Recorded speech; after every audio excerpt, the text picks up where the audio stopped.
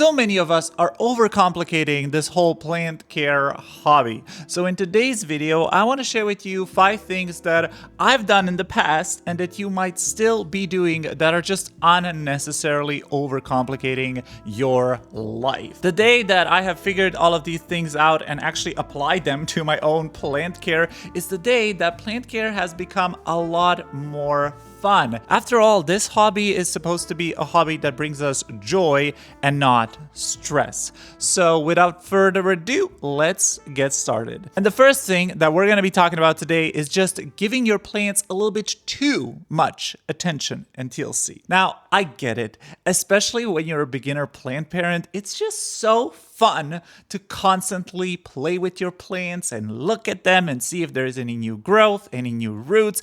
It's super exciting. However, it can quickly turn into helicopter parenting, especially if you're around your plants all day. For example, I remember when I first got into the hobby, I was working remote and oh my God, I was looking at my plants every single hour of the day.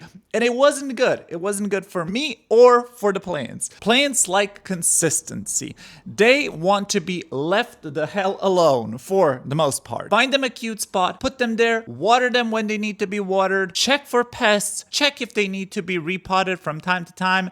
And that's it. That is literally all you need to do. You do not need to be looking at them or touching them every single day. And it's hard, y'all. I know it is difficult. But trust me, your plants will be a lot happier if you just leave them alone. And also, a benefit of leaving your plants alone for a little bit is that it becomes a lot more satisfying when you actually do get new growth. When you don't look at a plant for a week and then you notice, oh look, it's pushing out a new leaf, it is so much more exciting and so much more fun because it comes as a surprise. If you look at a plant every single day, there is no room for surprises. And especially when it comes to moving your plants. Now, this is one that I have been so guilty of because I love a good rearrange. Okay, what can I say? Sue me. But your plants don't necessarily love being rearranged and moved around all the freaking time. So nowadays, I just try to find a spot for my plants that they enjoy.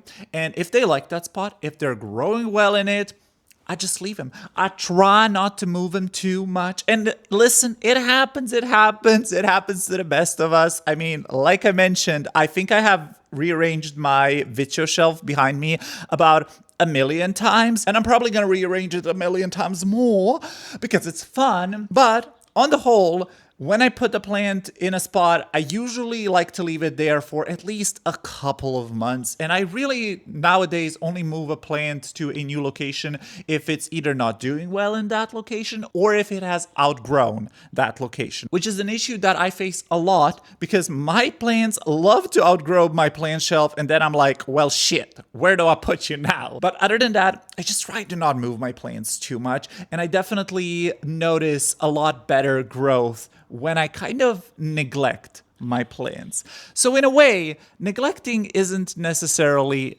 bad. It's just about having a balanced approach, not giving your plants too much or too little attention, just finding that sweet spot. And for me, I find the sweet spot lies in having like a day or two in a week where I have a couple of hours that are dedicated to plant care. But outside of those hours, I don't really touch my plants. All of my plants are thriving, so I guess that approach works. Now, the next thing that I want to talk about, and this is something that I just find so silly, and that is overcomplicated watering routines, especially when it comes to fertilizers, silicas, pH regulation, all of that. Oh my God, just throw it out the window, okay? You don't need that. You don't need that. I know there is this whole pressure in having amazing, beautiful plants, and we are all pressured into thinking that in order to achieve those great results, we need to use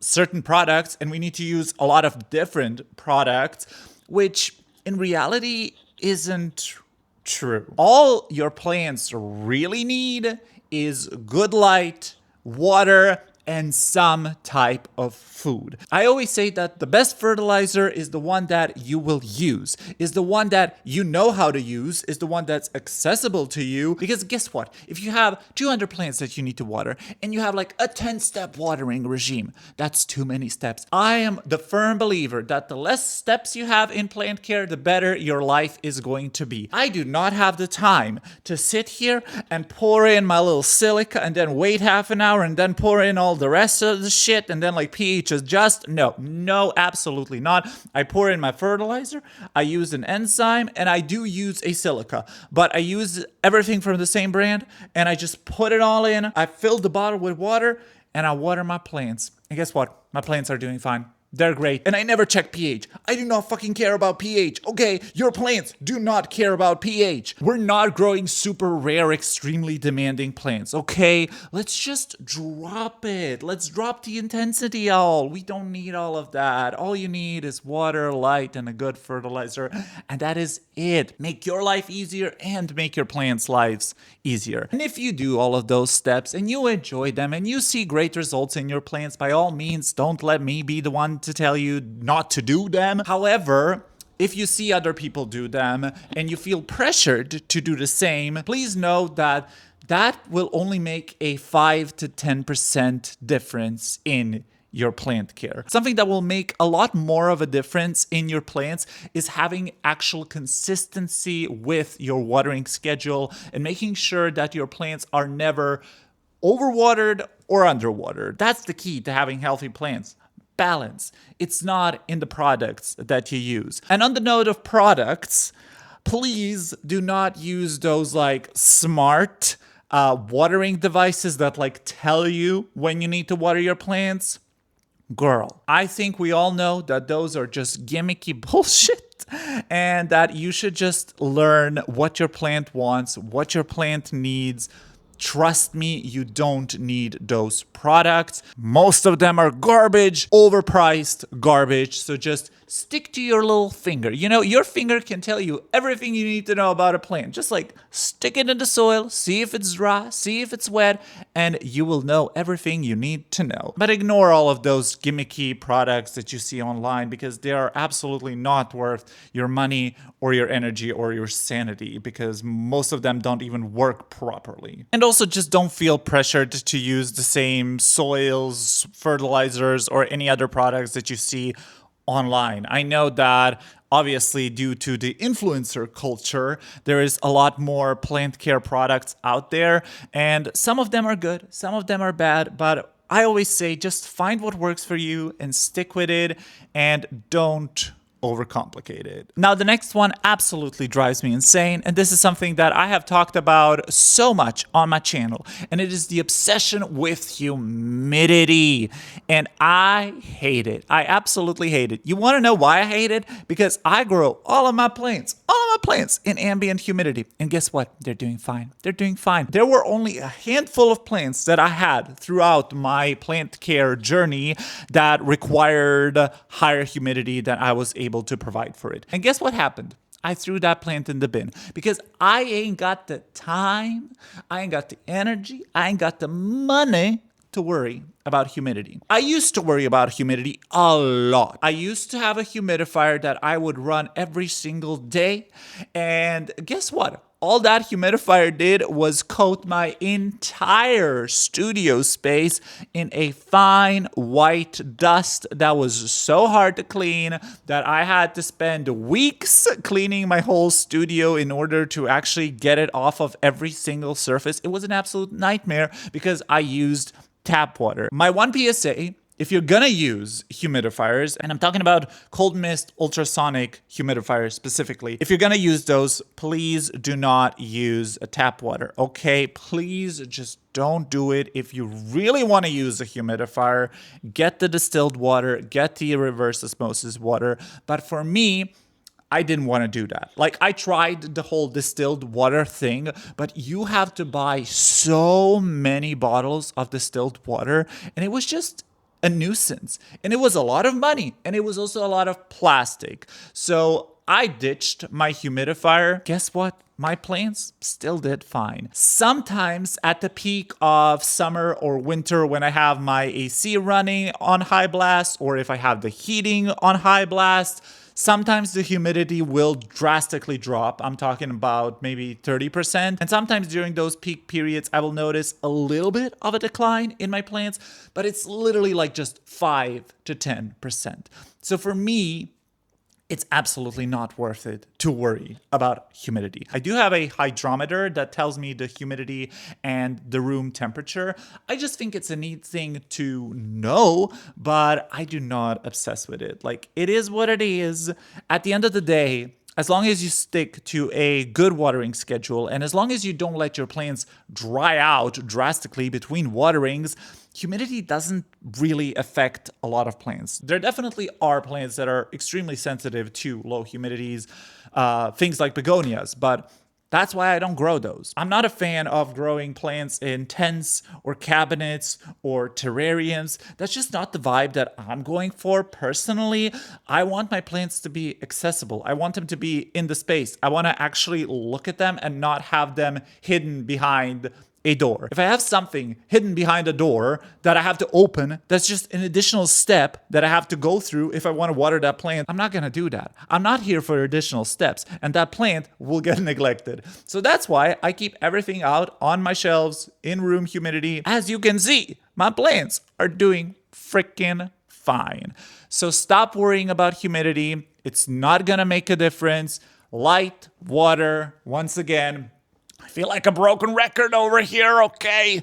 But those are the things your plants need. If you have the additional humidity, that's a nice bonus, and your plants will definitely thrive and grow a lot faster, but you can absolutely grow, like, I would say 80% of the plants on the market you can grow in regular ambient humidity, no matter what your ambient humidity is. Now, the next one is something that I am still struggling with, and it's actually something that I thought about the other day, and that is travel anxiety. Yes. Traveling when you have plants, when you have a large plant collection, is definitely a challenge. And in the past, when I used to live with my mom, that was less of an issue for me because usually if I were to travel, my mom would be at home. So she was able to take care of my plants, go and quickly water them all. But now that I live on my own, and now that my mom is far away from me, I have been kind of thinking, shit, what am I gonna do with my plants if I ever go on a bigger vacation? But then I thought to myself, well, Matt, let's be honest. Let's be so for real right now.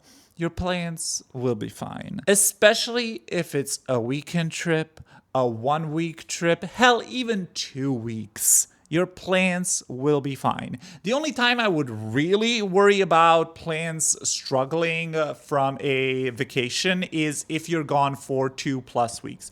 And yes, in that case, I would definitely have somebody come over, a friend, a parent, a partner, whomever, just to give a quick little watering of the whole collection. If you're gonna have your friends water your plants, please just keep it simple. They are not as obsessed with plants as we are, okay? They will never be able to replicate the level of care that you put into your plants, unless they're a plant parent themselves. But most of the time, that's not the case. All of my friends don't know shit about plants, okay?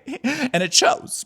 No shade. If I were to tell one of my friends to water my plant collection, I would just be like, girl, just give every single plant just like a little bit of water, just a little bit, nothing too special. And what I do in order to prepare for any sort of trip, I water my plants very, very well, like the day or 2 days before my trip. And I will definitely leave a little bit of a reservoir in the cache pot just so the plant has some water while I'm gone. I also try to shower all of my plants just in case there are any pests or underlying issues that I may have not spotted so that they're not spreading even more during my absence. And I also make sure to lower the intensity of light that my plants are receiving. So sometimes that means just pulling them away from the window a little bit or lowering the amount of hours that my grow lights are on. Now, usually if I'm leaving the house for like a day or two or more, I will just turn off my grow lights just because I'm a little bit paranoid when it comes to that kind of thing. But for example, if you have your grow lights on for 12 hours a day while on vacation, I suggest you lower them to 8, 6, maybe even 4, just so your plants get a little bit light, but just so they don't get the same amount of light and dry out in the same way that they would if you were at home. And just enjoy your vacation. This hobby shouldn't control us or limit the way that we live our lives. It should be an addition to our lives, not something that takes away the joy of living. And I think one of the biggest joys in life is being able to travel. Now, of course, it's not for everybody, but I personally love to travel, and I don't want my plans to be the thing that's in the way of me being able to enjoy my travels and my vacations. Even if a plant goes downhill, even if something happens, because you know what? Sometimes, yeah, shit goes wrong. But guess what? You are an amazing plant parent, and you will be able to bring that plant back from death. I know you can do it. So just don't worry. I just go on vacation, enjoy myself, let my plants do their thing. And if there are things that need to be done, I'm going to worry about them once I'm back. Most of the time, I come back to my collection so rejuvenated and so just ready to tackle plant chores. And also, if you leave your plants for like a week or two, it is such a joy coming back home to them and just seeing all of the new growth, seeing all of the updates that were happening while you were gone. That's probably my favorite part ever. Because when you're with your plants every single day, I feel like I get a little bit burnt out and overwhelmed by my collection. But the joy of not seeing my plants for a week and then finally coming back to them is just remarkable. And I love that feeling. So for me, it's worth the potential stress of some plants not doing well. But that's just me. And I think it's important that we put ourselves first and our plants second. So please ditch the travel anxiety. Just book that vacation, go enjoy yourself, have fun, diva. No matter how many years you're in this hobby, this is a thing that will always be there, I feel like. And that's just panicking if things go wrong. As much as I try to just stay calm, level-headed, when things go wrong, it sucks. It sucks because you are investing so much of your money, time, energy into this hobby, and our plants are our babies. Nobody understands that as well as a plant parent. So I know you guys understand that feeling, and I know you understand how much it sucks when things go wrong, when you have a pest outbreak, when a plant is actively dying. It sucks. It really, really sucks. It's not the end of the world. And most of the time, I would say like 95% of the time, if something is wrong with my plants, I can fix it. Like, I am a very good plant parent. I am confident in my ability to rehab my plants. And I know you can do that too. Realistically, there is really no need to panic, especially when it comes to things like pests. They'll just happen. It's in their nature. It's what they are meant to do. And yeah, it sucks that they attack our indoor plants, but it's just something that we have to deal with. If you're gonna panic, if you're gonna lose sleep over pests, it's not good. It's not good for your plants or you. So just take a deep breath in, a deep breath out, and tackle things one step at a time. And if you see a yellow leaf here or there, don't panic. Think, what could be the cause of this? Did I recently move this plant? Did I overwater it? Did I underwater it? Is it maybe just going through a seasonal transition? Is it perhaps just losing some of its lower leaves, which is completely normal? Don't go into panic mode. Don't start repotting your plants instantly. I feel like so many people nowadays are just like constantly repotting their plants and constantly messing with their plants when all their plants really want and need is to be left alone. Plants are smart. They can figure themselves out. Just continue providing the care that they need, and I guarantee you, your plants will be fine. I suggest only really going in there and looking at the roots if things are looking very gnarly. If you're losing leaves at a rapid speed, and especially if the top growth is dying. But if your plant is actively growing but just losing a couple of lower leaves, I don't think that's a reason to panic. And it's taken me years to get to this mindset. This whole perfectionism attitude and trying to let go of control is something that's applicable outside of the plant care hobby. Like, all of these skills that I have learned through my plants, I can apply to various different aspects of my life. Plants have taught me so freaking much. And I'm just grateful to have this hobby in my life. And I think one of the most valuable things that I have learned is to not panic and not stress myself out. So if you notice a yellow leaf, if you notice a couple of pests, don't panic.